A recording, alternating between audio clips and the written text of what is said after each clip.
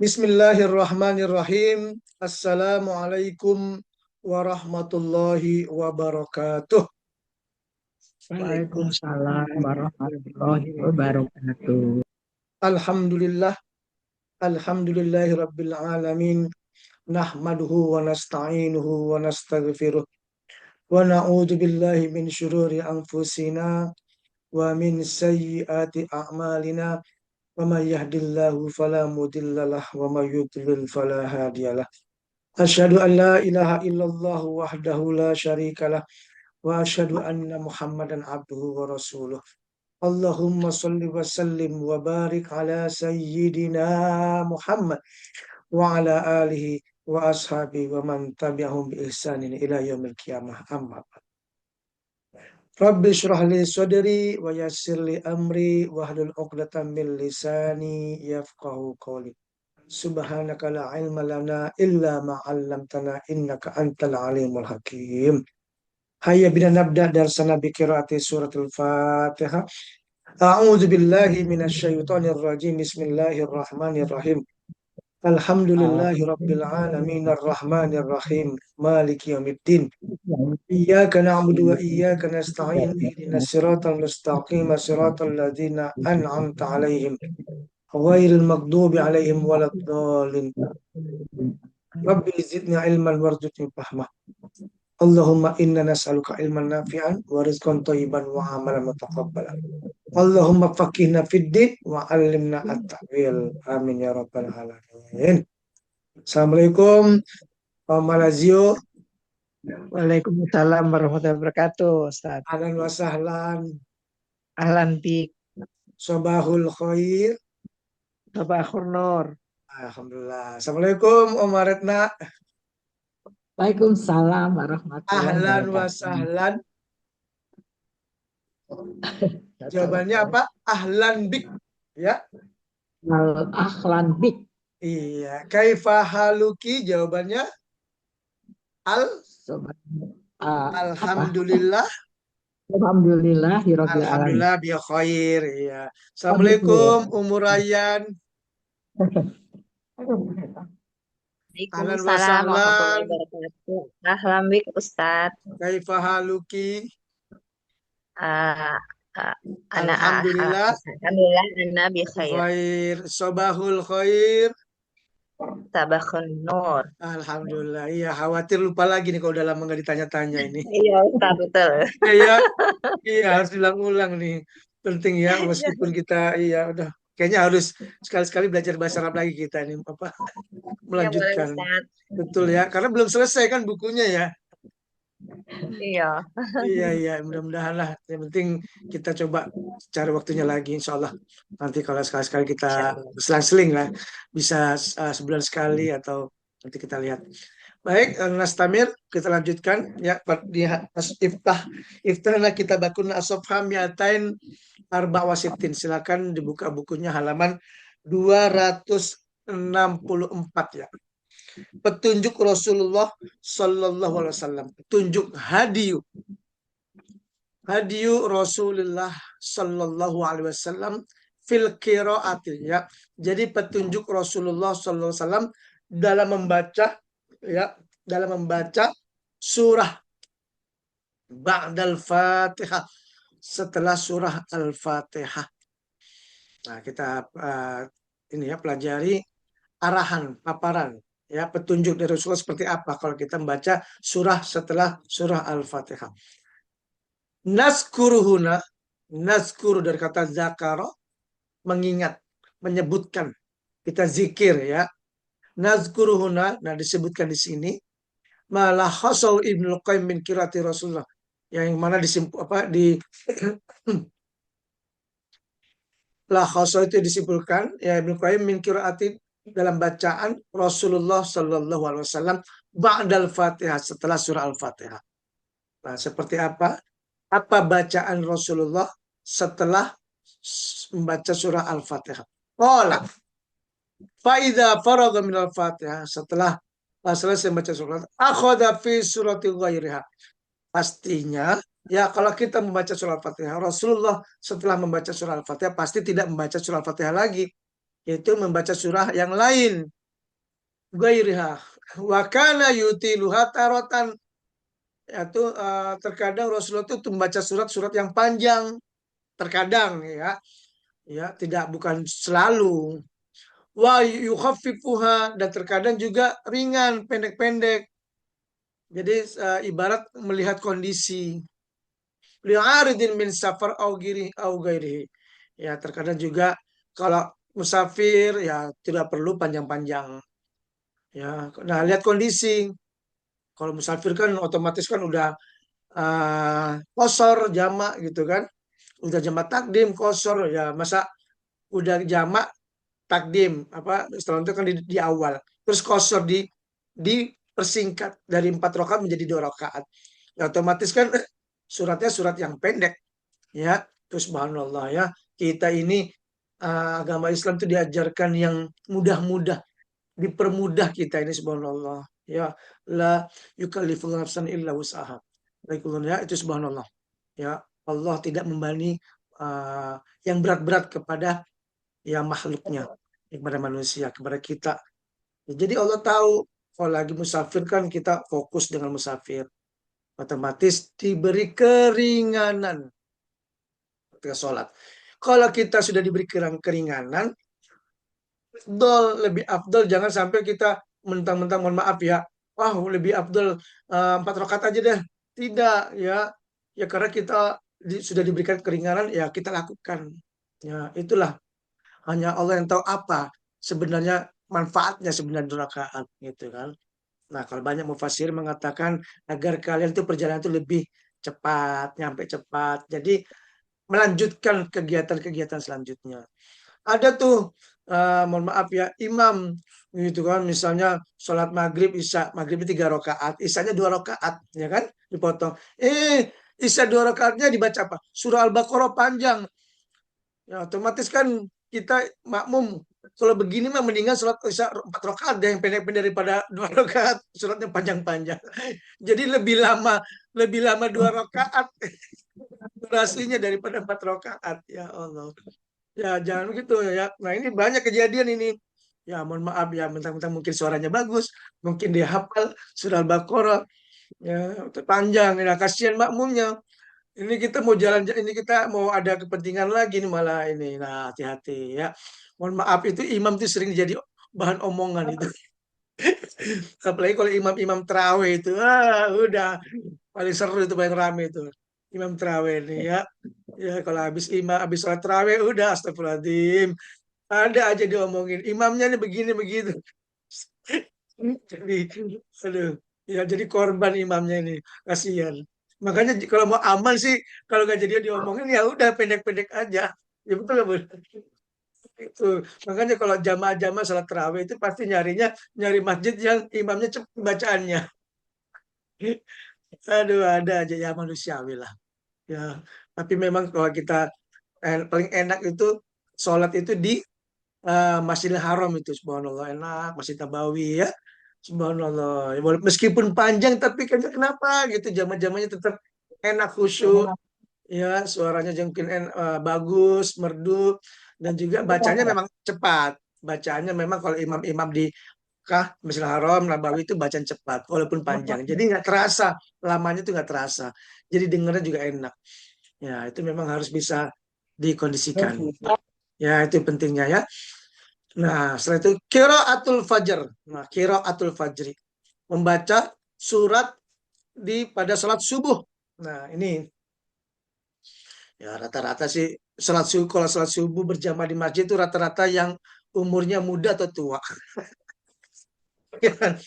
Ya, rata-rata ya mohon maaf yang sudah berumur yang ke masjid.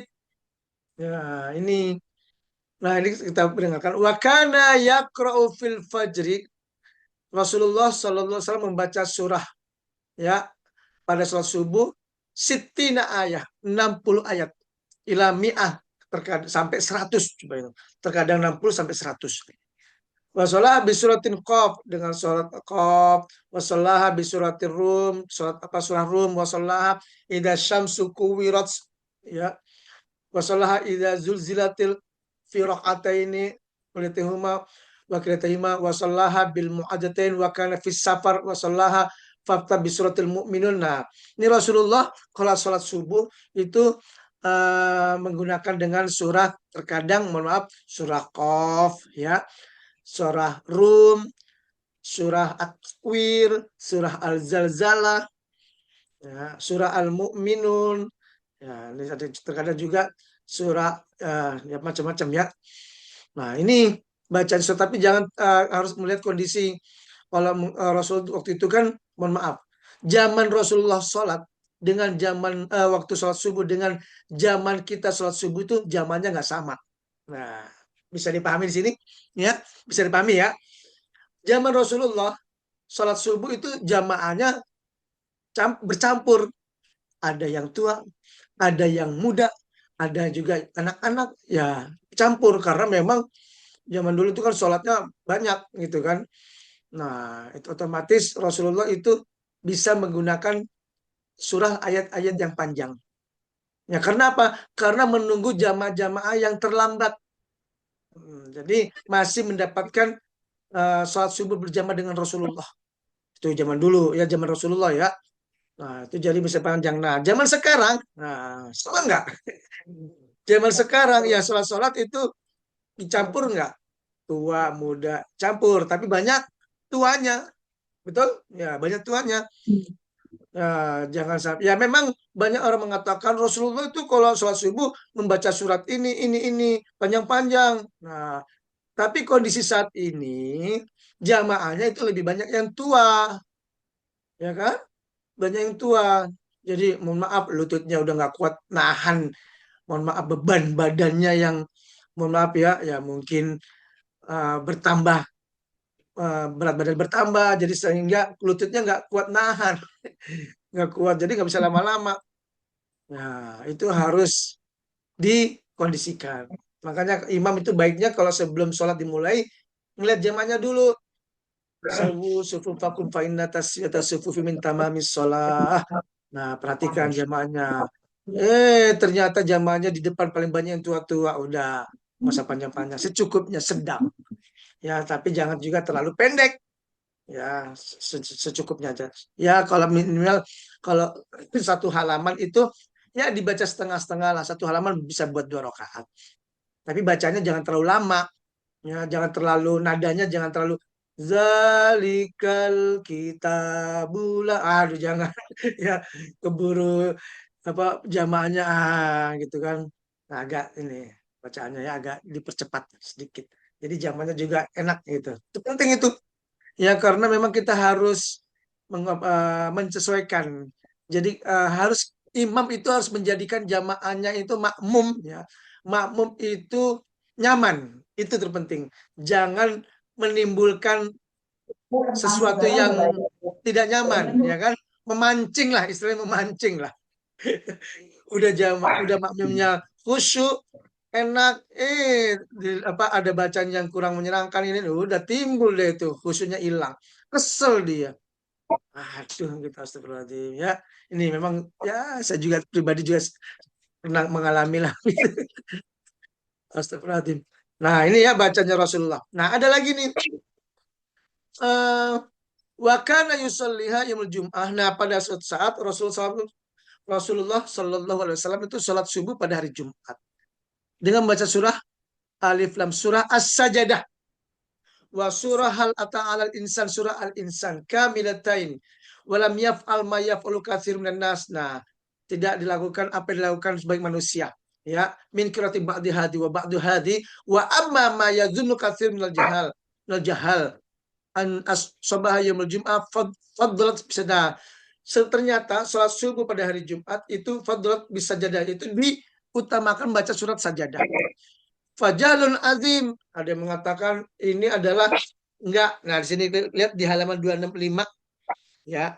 Ada yang mengatakan itu beliau tidak pernah membaca sebagian dari suatu surat lalu diteruskan dengan sebagian lain. Banyak orang yang tidak tahu mengira bahwa pada sholat subuh hari Jumat diutamakan membaca surat sajadah tuh. Banyak orang nggak tahu. Padahal membaca surat sajadah itu diutamakan. Ini merupakan suatu ketidaktahuan yang parah. Maksudnya apa? Nah, jahal itu maksudnya ini kalau kita nggak tahu kalau keutamaan membaca surah Sajdah pada sholat subuh pada hari Jumat itu berarti parah, ya. Nah, karena itu sebagian ulama makruhkan sebagian baca. Nah, kita dengarkan di sini. Nah, sama nggak? Walihada karena ba'dul a'immah qiraati surat Sajdah li ajli hadad don. Nah, ada yang mengatakan mengira bahwasanya ini makruh. Wa inda makana sallallahu alaihi wasallam yaqra hatani bahwasanya Nabi Muhammad yaitu Rasulullah itu membaca dua surat ini. Surat apa? Surah Sajadah dan surah Al-Insan pada salat subuh pada hari Jumat.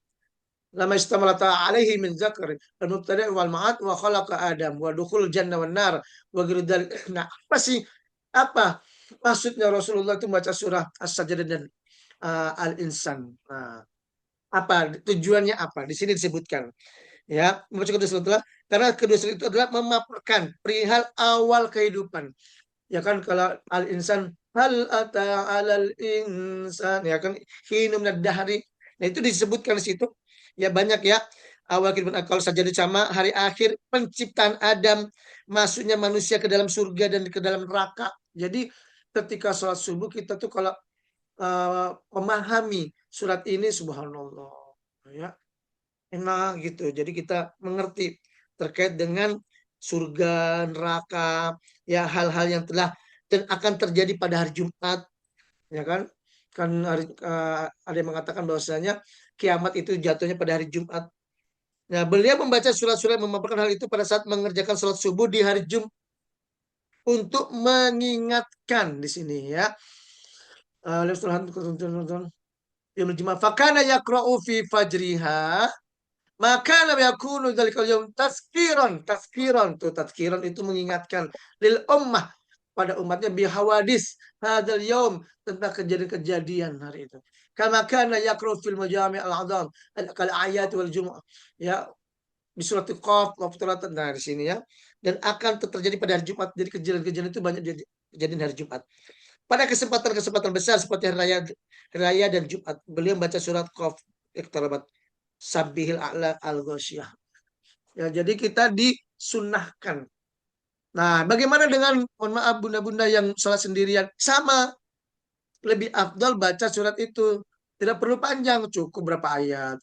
Ya, tapi di awal surat As-Sajdah, terus yang rakaat kedua surat Al-Insan. Ya, boleh tapi itu waktu sholat subuh hari Jumat. Ya, kalau untuk sholat subuh selain hari Jumat, silakan yang lain. Boleh Al-A'la, boleh Al-Ghasyiyah, ya boleh surah Qaf, ya, boleh surah Al-Zalzalah. Ya, itu. Nah, itu terkait dengan sholat subuh. Al-qira'atu fi zuhri. Nah, sekarang membaca surat pada sholat zuhur ini ya. Ajaran Rasulullah. Tunjuk dari Rasulullah bacaan-bacaan surah setelah surah Al-Fatihah. Tadi sholat subuh ya. Sekarang sholat duhur. Wa amad duhur. Sedangkan duhur. Fakana yutilu qira'atu ahyanan. Terkadang Rasulullah itu memanjangkan bacaan surat ini ya. Surat itu. Terkadang ya, bukan sering ya. Hatta qala Abu Sa'id sampai Abu Sa'id mengatakan, kanat salatu dhuhri taqam fayadhabu dhaib ila al-baqi' fayaqdu hajatu summa ya'ti Allahu fayatawadda wa yadkhul Nabi sallallahu alaihi wasallam fi raqatil ula mimma warna. Bahkan yaqra fi taratan bi qadar. Wa taratan. Nah, ini terkadang Rasulullah itu membaca surat apa?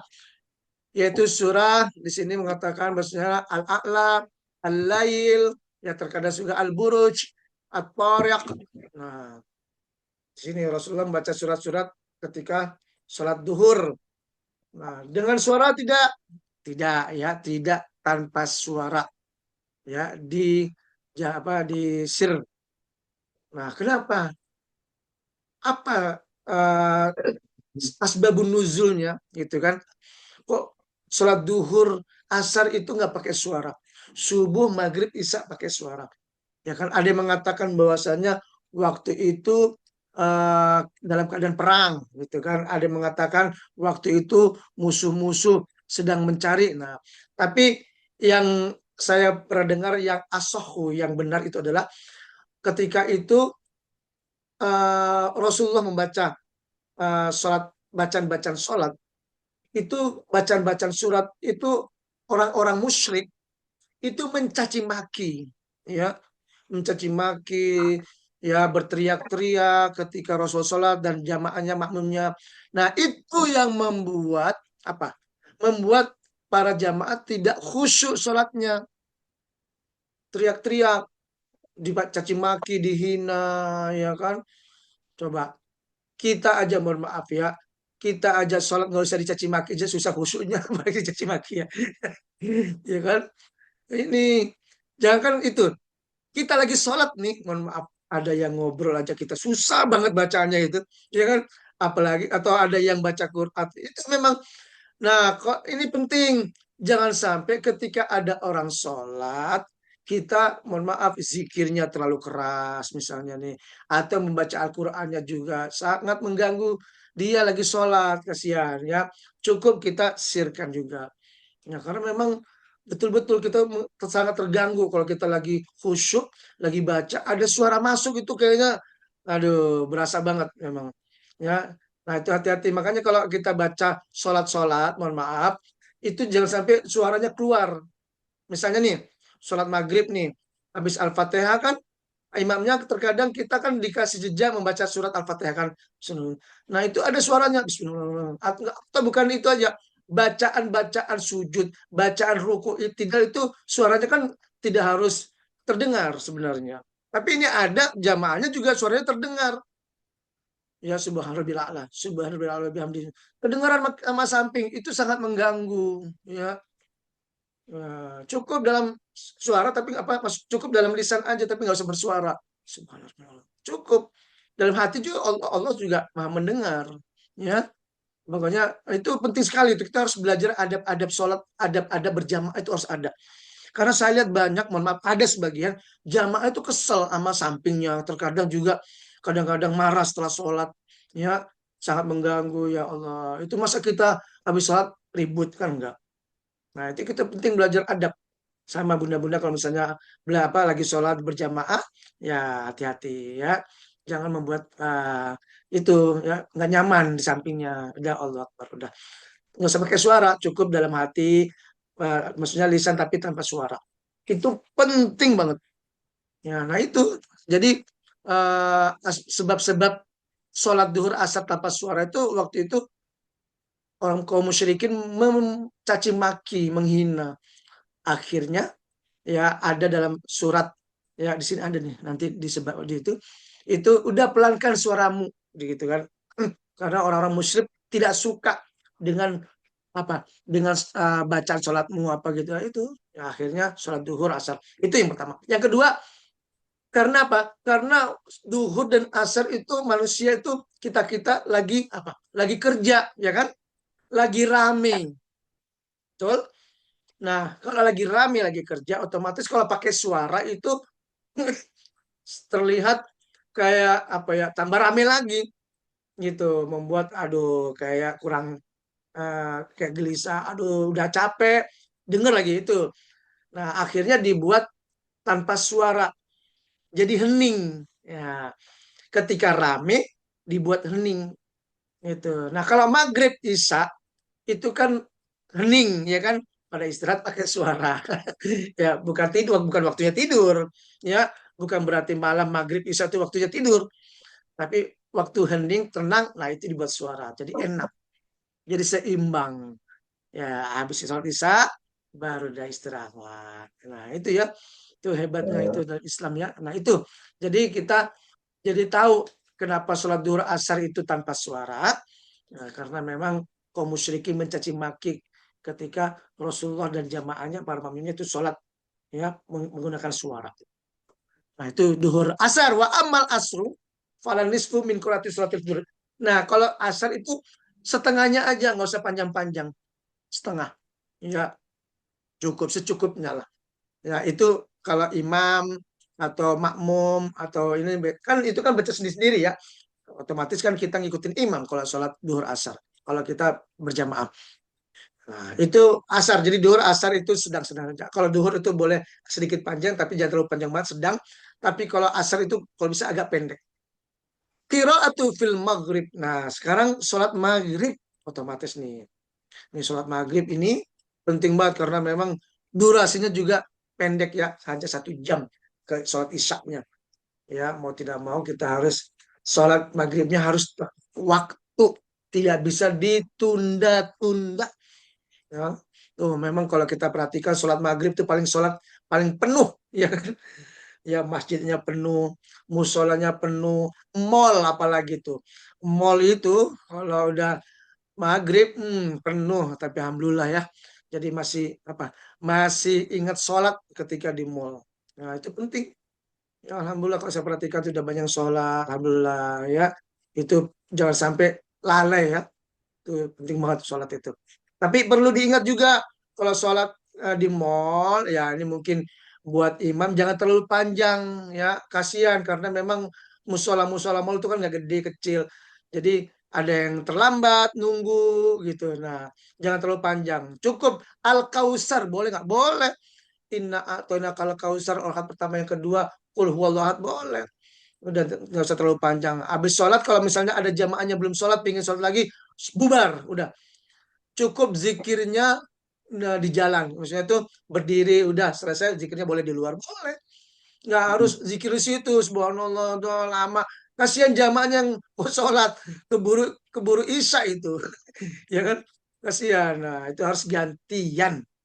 Itu pentingnya kita sholat ya. Tuh, sholat kalau di mall-mall. Jadi gantian. Itu karena sistemnya itu kalau kita sholat di musola itu, musola mall itu atau di mana aja lah, perkantoran atau di mana itu banyak bergelombang, banyak gelombangnya. Ada gelombang 1, habis itu gelombang 2, setelah itu gelombang 3, berurutan itu. Ya, itu Hmm. terkait sholat maghrib, apa bacanya? Wa amal maghrib fakana hadi fiyas khilaf amal yom. Ya, di sini ada sedikit perbedaan. Fa innahu sholat marratan al-a'raf fi raka'atain wa mar'atur. Karena surah Al-A'raf aratu wa marratan bil mursalat qala Abu Umar bin radhiyallahu anhu annahu qara fil maghrib alif lam mim sad. Al-A'raf wa naqra fiha was-saffat wa naqra fiha, dan ini Rasulullah ya terkadang baca tapi nggak panjang-panjang. Ya, kadang-kadang al-a'la, tapi memang paling enak tuh al-a'la. Ya, sabis rabbikal a'la. Sabis rabbikal a'la. Ya, al-a'la wa naqra fiha wattina wattin wazaitun wa naqra fiha bil madati wa naqra fiha wal mursalat wa kana yaqra fiha bikisar mufassal wa qala wa kullu atharu surah wa anta kalam ibnu Abdullah. Jadi sholat maghrib tuh jangan terlalu panjang karena durasinya pendek. Ya, cukup. Ya, tidak harus surah Al-Baqarah, tidak. Ya silakan surah Al-Baqarah tapi cukup 1 ayat 2 ayat. Yang pendek-pendek boleh. Jangan terlalu panjang ya karena waktunya. Wa fil marwatimul hakim walada al-qur'ani sabit. Ini terkait sholat maghrib. Ya, kalau bisa imamnya pembacanya jangan terlalu panjang. Di sini mah taqra fil maghrib bikisar mufassal tuh pendek. Waqat Rasulullah ya qra fil maghrib bitulit ini. Qala qultu ma tulit ini qala al-a'raf wa hadha hadis sahih. Wa dzakara nisyan syaradan Rasulullah qara fil maghrib bi suratil a'raf. Jadi Rasulullah itu membaca surah Al-A'raf ya. Di sini An-Nasa'i pasal khilaf sunnah wa fi'l Marwan bin Hakim. Nah, sudah masuk 10 menit terakhir. Sekarang masuk sholat Isya. Ya, silakan bertanya ya, mumpung masih ada waktu. Sekarang sholat Isya. Wa amal Isya al-akhirah. Nah, ini sholat Isya sholat yang terakhir. Subuh, duhur, asar, maghrib, Isya. Faqra fiha wattini wazaitun. Nah, Rasulullah itu baca surat At-Tin. Lalu surat Asy-Syams, Al-A'la, Al-Lail, ya wa ankara alaihi qira'atu fiha Al-Baqarah. Ba'da masrul mahu summa dhahaba ila Bani Umna. Ini ya terkait dengan bacaan-bacaan. Jadi kalau bisa, mohon maaf, imam itu membaca surat atau kita lah, ya walaupun kita sholat sendiri, bacaan suratnya itu harus jangan sampai kalau Al-Quran kan dari surah Al-Fatihah, Al-Baqarah, Ali Imran ya dan sampai surah An-Nas, betul? Nah, jangan sampai kita membaca surat setelah surah Al-Fatihah itu kebalik. Maksudnya apa? Contohnya nih. Contohnya, baca surah Qul huwallahu ahad Al-Ikhlas. Itu rakaat pertama. Rakaat kedua dia baca surat Al-Kausar. Inna a'tainakal kausar. Itu kebalik. Coba kalau kita perhatikan susunan suratnya, duluan mana? Surah Al-Kausar apa surah Al-Ikhlas? Kan surah Al-Kausar Kausar. lebih dulu kan? Ya. Ya kan? Nah, otomatis surah Al-Kausar dulu dibaca, baru surah Al-Ikhlas itu. Ya. Nah, ini banyak kita mohon maaf kita temukan imam-imam itu membacanya kebalik. Misalnya dia membaca surah Al-Asr wal Asr, itu yang pertama. Rakaat kedua dia baca surat Alam Nasroh. Kebalik, seharusnya Alam Nasroh dulu baru Al-Asr. Harus berurutan. Maksudnya harus mana yang dulu? Ya dalam Al-Quran surat-suratnya ya itu bisa dipahami. Ya, atau surah Al-Baqarah misalnya nih, surah Al-Baqarah dia baca surat Al-Baqarah ayat misalnya ayat 25. Wa basyiril ladzina amanu wa amilus solihati anna lahum jannatin tajri min tahtihal anhar. Itu dia baca rakaat pertama. Rakaat kedua dia baca surah Al-Baqarah ayat 21. Ya ayuhan nasu u'budu rabbakumul ladzi khalaqakum walladzina min qablikum. Nah, itu bagus itu bacaannya. Oh, Al-Baqarah. Tapi salah apa caranya? Masa ayat 25 dulu baru ayat 21. Nah, itu hati-hati ya. Nah, harus berurutan. Ayat 21 dulu. Kalau selesai baru rakaat keduanya ayat selanjutnya ya. Ini penting. Ya, itu kalau ayat-ayat sih baca tahu lah nggak mungkin dari 25 langsung balik lagi ke bawah kan nggak pasti kan selanjutnya. Tapi untuk surat bacanya harus bukan harus setidaknya ya setidaknya surat apa dulu yang dibaca ya surat-surat sebelumnya jangan kita baca surat setelah apa misalnya tadi itu apalagi surat An-Nas dulu nih. Nah, salah pakal. Ya, rakaat pertama surat An-Nas kul a'udzu birabbin nas. Nah, memang habis surat An-Nas ada surat lagi. Kan nggak ada kan? Nah, itu. Jadi kalau bisa surat sebelum An-Nas, kalau kita membaca surah An-Nas yang kedua. Nah, ini tentang baca sholat Isya. Ada suatu kisah ya Mu'adz bin Jabal. Rasulullah Mu'adz bin Jabal ini sholat bersama dengan Rasulullah. Nah, suatu ketika Mu'adz bin Jabal pulang kampung. Beliau menjadi imam. Di sini ya. Menjadi imam. Ternyata Mu'adz bin Jabal ini kalau jadi imam surat-surat panjang dibacain. Panjang. Ya, Al-Baqarah, Ali Imran. Nah, ada makmum anak muda lagi. Namanya Sulaim bin Qais. Ya, namanya Sulaim bin Qais. Dia menjadi makmum di situ.